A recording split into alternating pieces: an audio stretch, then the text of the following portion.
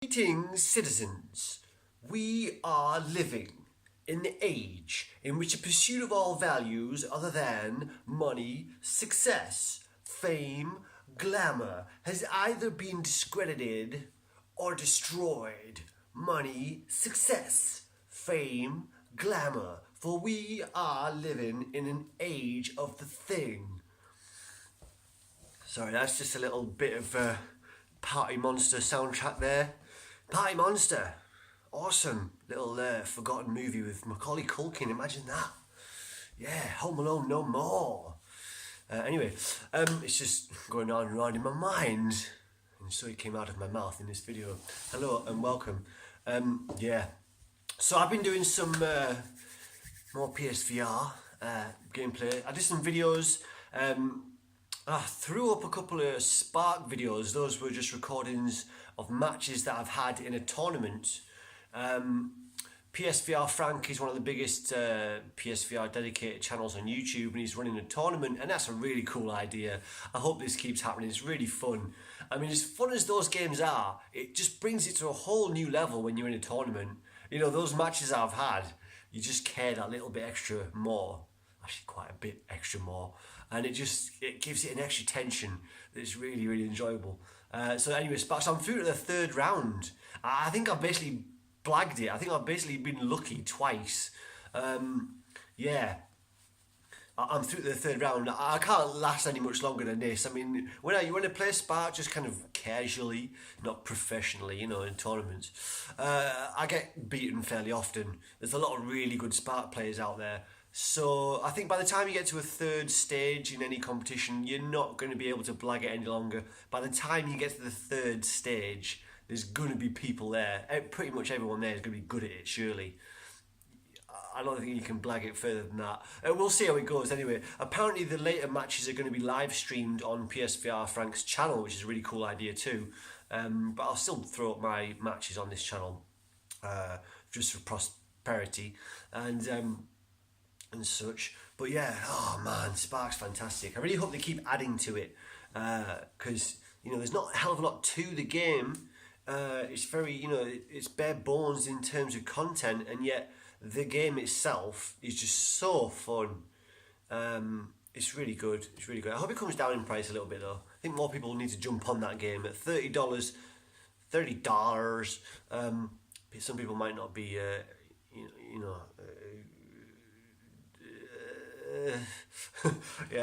Anyway, so there's that. What else have been playing on PSVR lately? Lord Inhuman #1, Chapter 1. I also did a gameplay video of that. That's really funny. That seems like a gold mine for comedic gameplay videos.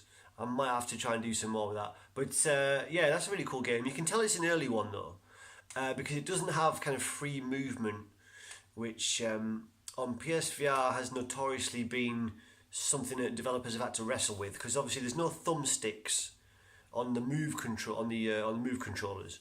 So if you want those proper VR controls of moving your hands around, nailing free movement in a 3D environment has been difficult. Some games have managed it really well. Windlands, for me, and I've been saying this for a long time, does it best. Windlands has a very simple method of moving around.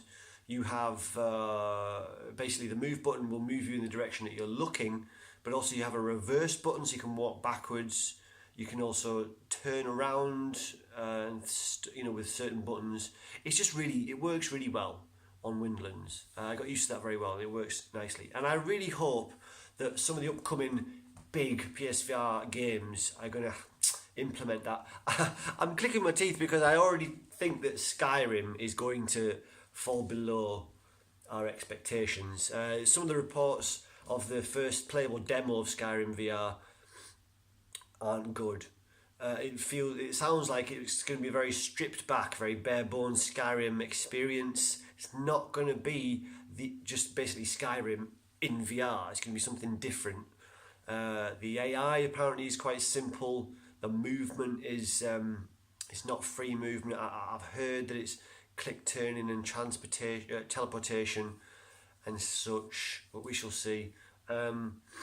Yeah, But then there's Fallout 4 VR coming as well, so you know there's hope there. But I think that free movement in VR can be done on the Move controllers. You know, there's been rumours of new Move controllers coming out with added thumbsticks on them, and whilst that is tempting and that would make it easier, you know, for some of these games to come to PSVR, I don't know if that's a good idea. I really don't know if it's a good idea at this stage in the game to split your PSVR audience almost kind of into two, you know. I don't think it's a good idea for upcoming big releases to rely on a new piece of kit that, you know, isn't necessarily going to be owned by most PSVR players. Is that a good idea? I don't know. I mean, we'll see. Well, they'll do what they'll do, you know. But I mean, I guess Oculus Rift came out originally just with a joypad. It was packaged with an Xbox One joypad, which leads me to believe that they've got some deal coming with Microsoft. I'd really love it if the Scorpio can use the Rift. If that happens, if the Rift can be used with the Scorpio, the Xbox One X, what a fucking stupid name that is. People get paid to make up these names. Groups of people are paid for weeks on end to sit in rooms and brainstorm ideas for names of things. And they come up with Xbox One X. They should have just stuck with Scorpio. That was a cool name. The work in progress names of these machines are always cooler.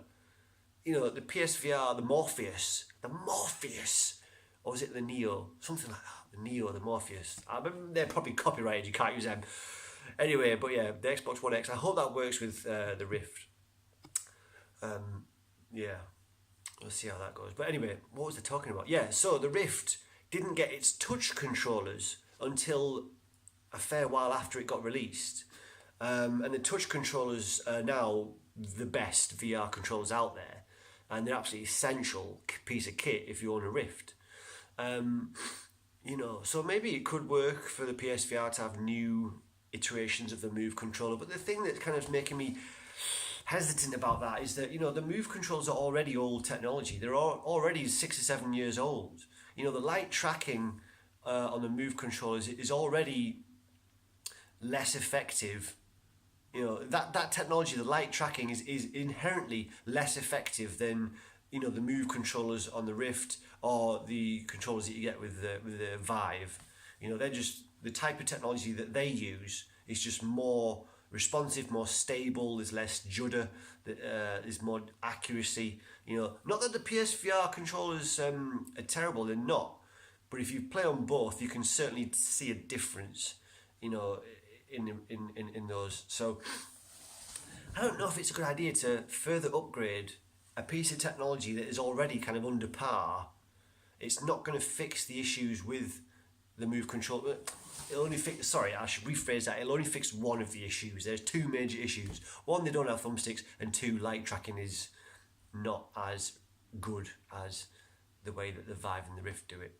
I think they use infrared or something else, but anyway, yeah, I'm just worried that it might split the audience there, and that might limit the, you know, it might confuse the agenda of developers. You know, are we going to go balls to the wall, 100% supporting this new Move controller and require people to, you know, have those thumbsticks, or are we going to have to try and develop games for both? In which case, are you really going to be able to make full advantage of that new controller?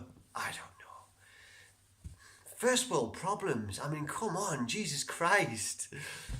Why did I even spend this long talking about it? Look at the shit going on in the world out there. Oh my God. Fiery black liquid death is coming for all of us. Shit. Not really, probably. Anyway, happy, happy, happy. Everybody's happy. South Park reference. Who remembers that? Yeah. I ain't got much else to talk about really in this vid. I just thought I'd turn on, tune in, and drop out for a little bit with you guys. Yeah, so the Sparc tournament is really cool. You'll probably see more vids on this channel. Hopefully I'll get further in it. Quite exciting. But also I've been in another competition, and that is the Friday Night Fight The Rivals Season 2. I am the second ever contestant on Friday Night The Rivals, Friday Night Fight The Rivals with Shock 16.